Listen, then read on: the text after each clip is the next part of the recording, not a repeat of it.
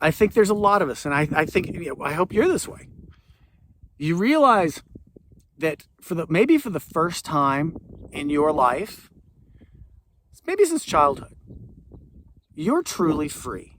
You're free to make choices. Now, you may have to climb out of a hole somewhere. Things may not be perfect, but you are free to really be who you want to be with the time that we have left. That's important.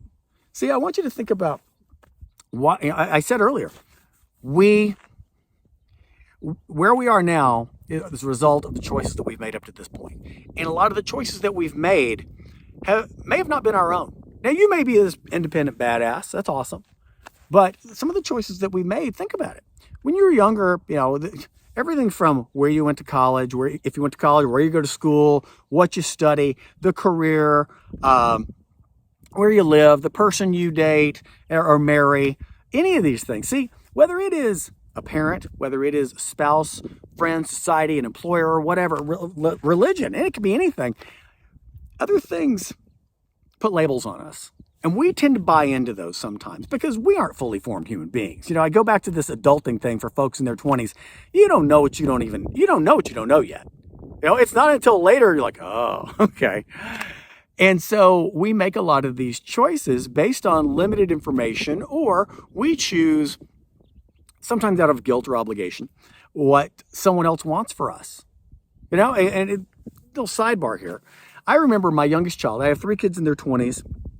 And my youngest, before he went to college, he's a little anxious anyway. Okay, so he was worried about, hey, what if I go and I make the wrong choice on what to study or what to do? And he was upset about disappointing me or disappointing his mom or his grandparents. And I said, look, buddy, I'm gonna save you about 30 years.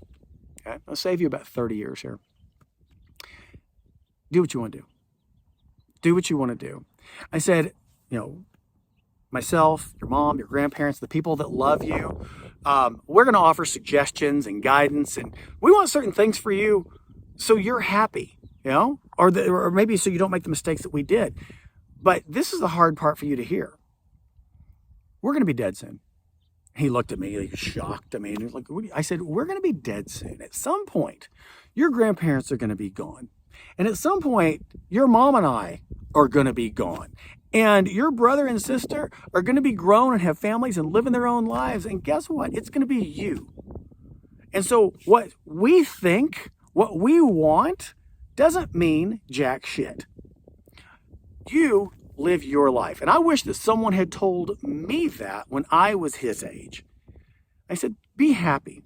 I said, we're going to make sure that you don't fall down, that you don't stumble, that you don't bust your head open, that you don't make some horrible life choice.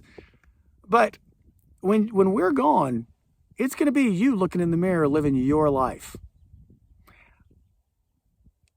And they have. And I'm proud of them. And yeah, I'm proud.